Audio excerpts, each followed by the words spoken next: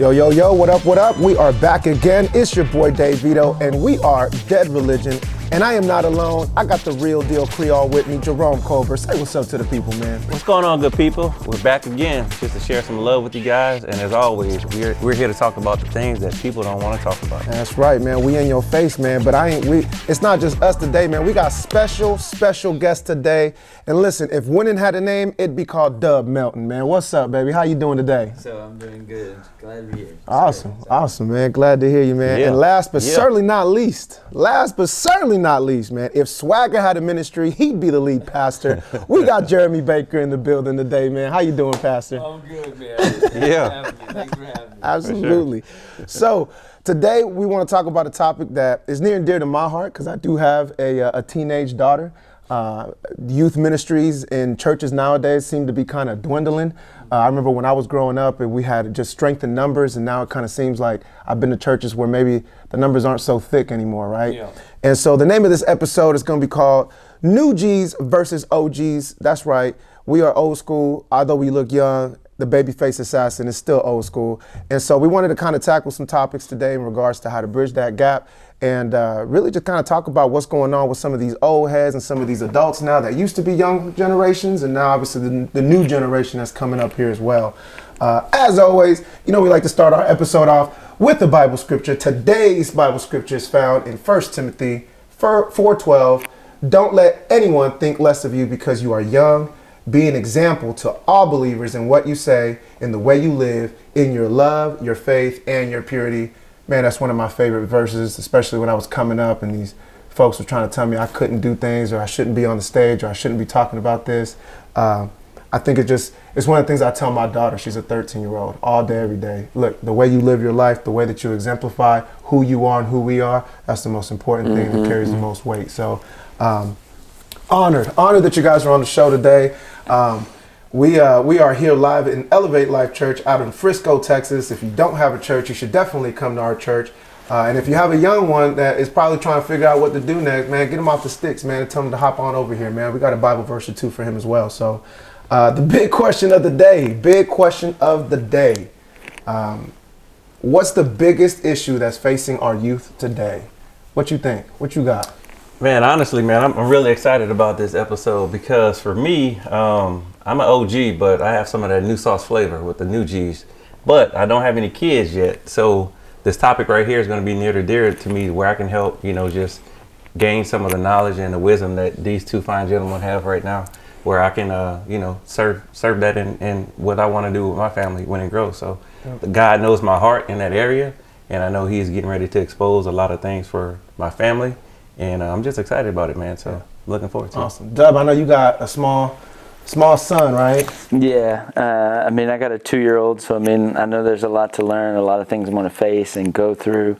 There's not a manual when you walk out of the hospital with a little one. So it's taking what the Bible tells us and trying to put a biblical worldview on everything that I do. And so it's just kind of where I'm at is like, okay, I'm going to take that. I'm going to do my best. I'm going to learn from wisdom from others, kind of like you were saying, like other people that, I've seen how they're the fruit in their family and how it turns out. And so I'm just trying to take that and apply that in everything that I do. And just intentionality with him, I've learned is the biggest thing. Is just everything I do, there's intention behind it and enjoying the moment. Awesome. Yeah, I love that you say that because the question is like the biggest issues that's facing the youth.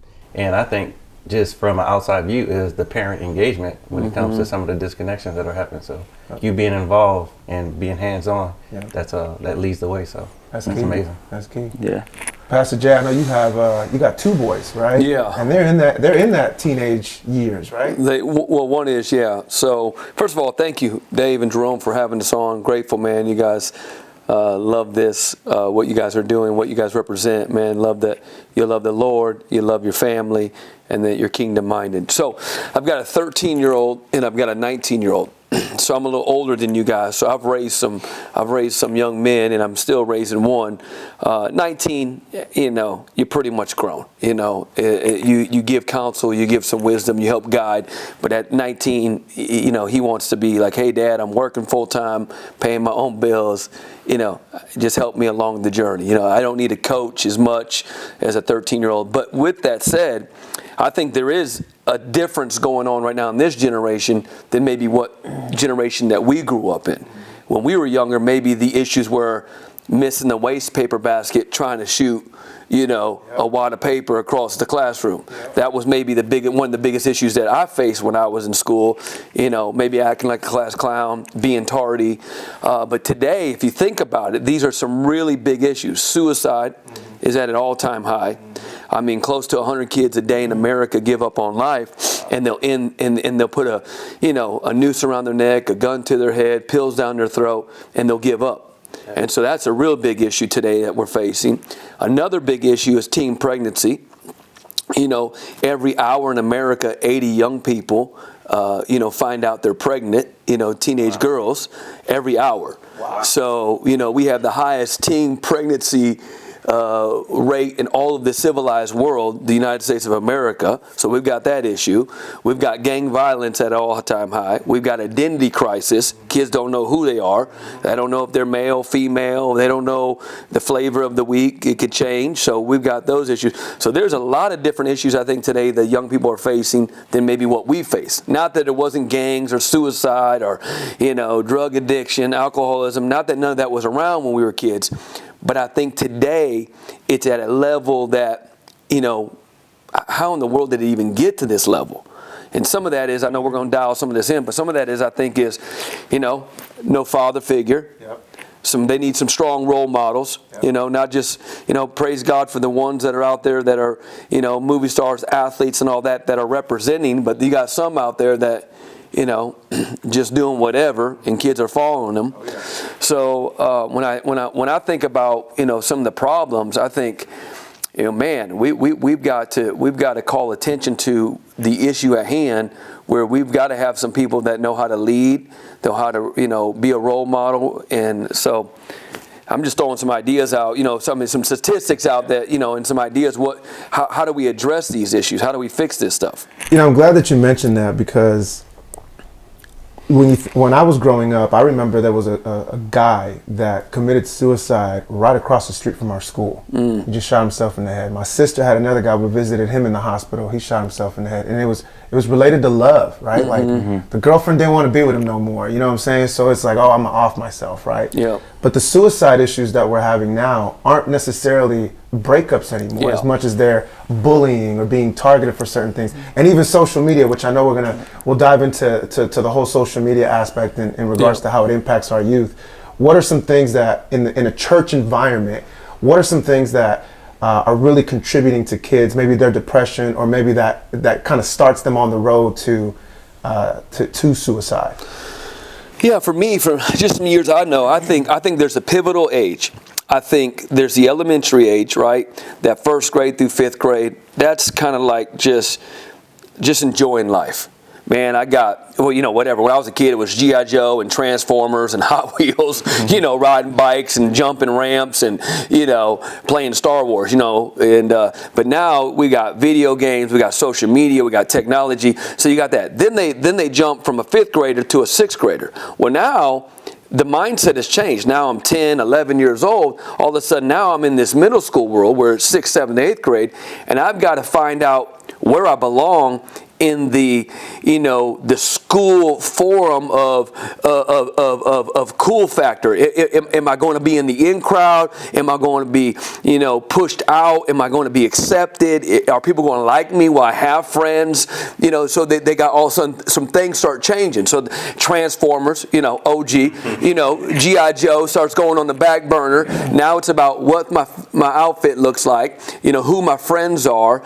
Do I have a phone or don't I? Because some kids that are in the in-group, they got phone. Parents are hooking them up. Especially when you live in maybe a wealthier area. Do I got the J's on my feet or whatever the thing that's popping right now? Yeah, or the off-whites. Will I be accepted? So then all of a sudden there's this identity crisis that takes place. They're trying to figure out who they are. Well, I don't have a dad, I don't have a mom, there's different, I'm living with my grandma, there's all the scenarios out there. So then you go to 7th grade, still trying to figure it out. Now you're in 8th grade, you have somewhat of an idea of who you think you are or who she thinks she is, and then you go into high school. And now the pressure's on, man. 9th grade, 10th grade, your junior year, your senior year. Now the pressure's on to try to really find out, how am I going to fit in society? So I think the church has to do a better job of just pushing down the identity of Christ in these young people. You are not who your friends say you are. You are not what you wear. You are not what you listen to. You are who God says you are. And I think if we can push that down, then they're not on this journey of waiting for someone to validate them or to accept them for, I'm in the in crowd. No, I'm in the in crowd no matter what, because Christ is in me. I have a relationship with Jesus.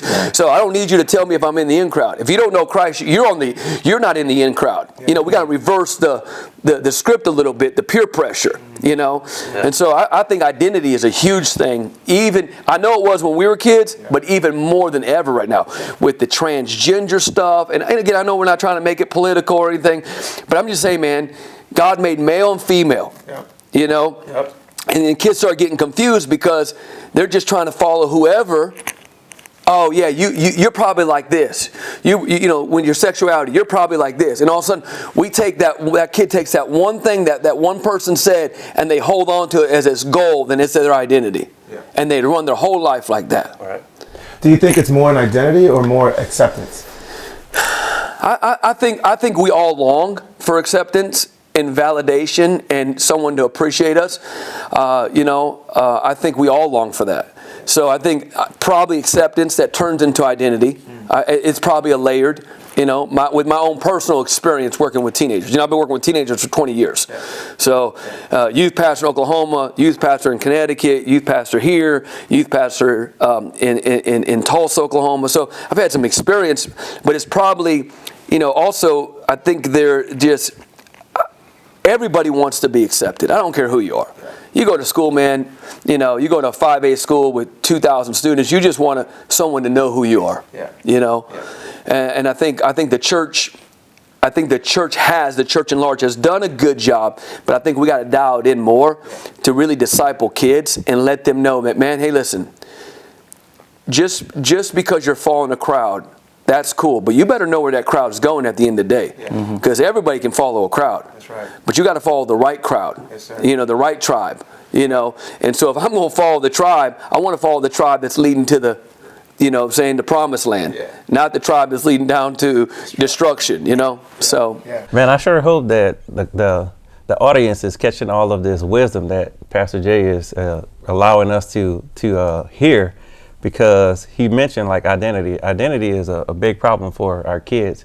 And you talked about the church. The church is a people. So a lot of times it's the alignments that you have in your life that really help shape and give that kid true identity, so where they're not looking at the world for their identity. So I love that information, man. There's a lot of adults too that are struggling with identity, and so they're just passing it on to their kids as well, hoping that they'll figure it out. So true. Dub, I know you and I had a conversation maybe like a month or two ago, and we kind of talked about this topic here, but in just with everything that you've noticed, everything that you live and breathe in your experience, what's the biggest issue facing our youth today, and how is it different from when you and I were growing up? Yeah, I mean, I think just when I was a kid and like growing up, it was more like, I don't know, there was more life happening, if you will. It was more involvement. You were dealing with kids, you were hanging out with other people. Like you weren't going into a cafeteria and just like sitting there not paying attention to anything on your phone or whatever. And I think there's that interaction with other people that they're not knowing how to adapt to other people or different surroundings, different people, the jocks or the nerds, if you will. Like just, there's not that interaction to where I become more of a, critical thinker in life and like how I see things and how I can react, or how certain people, your emotional intelligence, like it's more of social media, it's more of acceptance, it's more of like, you're missing that part that helps us to develop, to be able to have unity with each other, because there is things that we have in common, whether we're the same or not. We've all been hurt, we've all dealt with pain, and I think we're missing that interaction because we're so engulfed in being accepted or being a part of something, or being social media famous, or whatever it may be.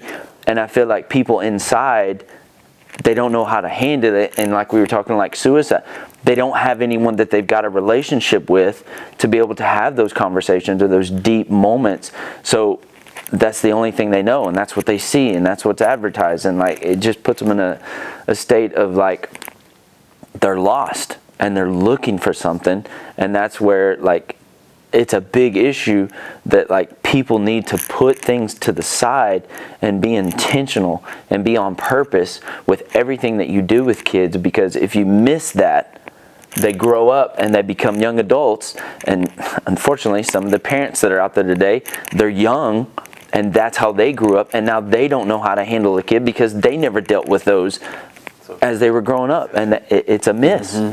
Yeah, that's really good. Both of you kind of alluded to this in regards to the importance of relationships. And I can say as an adult, one of the things that I've learned is that the quality of your life is really measured by the quality of your relationships. And when you have so many kids nowadays that are looking to try to get in where they fit in, right? And what's trending, and you know what I'm saying, how can I get more likes and more hearts on my post and stuff like that? You know, how do people that are in positions to be able to influence kids, not just parents, right? But there's teachers, there's coaches, there's a bunch of mentors, boys and girls clubs and stuff like that out there. What can we do better? I think having moments where like you're asking like, how was your day? Like I can't remember the last time you go into somewhere and like they ask, hey, how was your day at school? How was it? Like, it's just, hey, did you do your homework? Hey, go upstairs. Hey, go to your room. It's just more of like, I'm so fast paced. I've got all this going on for me, and husband and wives both work and they're just concerned about their life. And so I think one of the things we could do is like have moments, have times where we put phones away, put stuff down. I mean, the world's got us so addicted to technology, having to have our phone, have to check this, have to check my status, have to check my email, and it's just go, go, go, go. And sometimes me and like in my home, I'll put my phone down and like I'll go in the room, play with my 2-year-old, we'll do stuff, hang out, build things, and it's like someone will call or text and I'll miss it. I'm not looking for it. It's like I'm spending time with my son, and like what's funny is like sometimes like I'll get a call. I mean, like Pastor Jay or somebody they'll call me, and like just the intentionality of how we've raised him, even as a 2-year-old. He'll be 3 in March, but like he'll tell you, please put your phone down. We didn't just put a phone in front of him, hey, watch this, while we go do our thing. And so he, even at his age, has the awareness of like, I want to do this, put your phone down, rather than like, oh, I want to see, I want to watch. And so I think getting away from technology and just being intentional about family and being intentional about relationships and spending time with one another, whether you set aside 30 minutes, an hour, whatever works best. But like, I think that's a start. And like you're saying, like even when kids come here, it's going up to them, remembering their name. Hey, good to see you. Hey, how you been? Hey, how are things going? Is there anything you'd like me to pray with you about? I mean, that's so impactful, because I don't know any time that I've ever went up to someone and said, hey, is there anything I can pray with you about, that they've said no. Even if they don't know what to, they say, yes, you can pray for me. Is there anything specific? No, but they'll still let you pray for them. So, I don't know. That's good. That's very good. Obviously, you got 2-year-olds, you've got teenagers. What? I would say, man, like even like you, the kind of the question, and to sum up what Dub is saying, because I agree with Dub, you kind of like, what as teachers, coaches, people in leadership, people in key positions, what can we do to help this generation? I think really, I think what Dub is saying, I'll sum it up like this: just love people. Yeah. I think that's what it comes down to, because the old John Maxwell saying, people don't care how much you know until they know how much you care. We have a family motto. Ours is, you will never exhaust your potential in life by helping someone else succeed. So that's our family motto in our family. And so it really comes down to, young people want to know, do you really care? Do you really care? Because caring is sharing moments, creating moments. Caring is like, man, it's a lot of, oh, hey, bro, love you, high five, fist bump, yeah, what's up? But do you really take a moment, an intentionality of just saying, hey, how was your day today? What's going on in your world? Like, how can I help you? What do you need right now? I think even as a parent, diving that even in deeper. I got a 13-year-old. So 13's that weird age again. Remember, man, that's that 8th grader. I'm trying to figure out life. 2 years ago, he didn't care what he looked like in the mirror. You know what I'm saying? I bought all the Jordans and all the, Yeezy. I don't want that. Just, he wanted the Target shoe. Regular, cheap, $30 Target shoe. And I mean, I'm grateful, man, because, but I had him all the hype beats too, because Dub was a part of helping me get all this stuff. He didn't care anything about it. But right now, it's all about that. It's all about the look. It's all about, hey, does my fit look good? Does this match? And I'm thinking, man, 2 years ago, we weren't even having these conversations. Yeah. And I was trying to get you on that level. I was trying to get you the hype shoe. I was trying to get you the cool sweatshirt that dropped, the essentials or whatever, and you didn't even care. So now I have to be more intentional with the conversation and be like, hey, man, you look good. But remember, it's not just the mirror. You look good on the inside first. Yeah. Having that intentionality, those conversations with him. Hey, so what are you going through right now? Yeah. Oh, I'm good, Dad. But see, that's where parents stop. Yeah. Yeah. No, it's diving in a little bit. Yeah. What's going on in your world? What are you thinking about right now? What are the nighttime conversations you're having when you're laying in bed and looking at the ceiling? Yeah. What's the dreams that are spinning around your head and your heart? What are the possibilities? That's where parents need to be more, I would say, more involved in their kids' lives. A lot of times, I grew up with the key lock generation. I don't know if you remember, you had the shoelace around your neck with the house key. Now it's a digital code to get in the front door. But you know what I'm saying? That was the generation I grew up. It was the key lock generation. Everybody had a house key. Because when they knew they got off the bus, mom and dad ain't home. Mom and dad are working to make ends meet so that we could live. So you just go unlock the door and walk in. There was no security. There wasn't Vivint or AT, all this stuff out there now. Yeah. And so, these kids were basically raising themselves. I mean, our generation, man, we were raising ourselves. And there's still a generation of kids today that are raising themselves. Yeah. Especially when you're in a high-end area. Yeah. And parents are working 2 jobs to compete with the Joneses across the street. So these kids, man, if anything, I think coaches, teachers, pastors, leaders, men, women in the community need to be more intentional with, man, when you see a young person, you have a relationship with them, go ahead and be intentional about it. Dive deep in it, man. Yeah. Encourage them. Yeah. That high five, that fist bump, hey, you're looking great, like your fit, like your shoes, like your hat, whatever. That will go a long way. Mm-hmm. That's awesome, man. That was like the perfect segue. It's almost like you knew where we were gonna go to next, man. Look, this is the end of episode 1 in this series, New G's versus OGs. Stay tuned next week where we actually dive in a little bit deeper on how parents can help and how they're actually part of the problem. You know who it is? It's your boy Dayvito. That's Jerome. That's Dub. That's Jeremy. We are Dead Religion.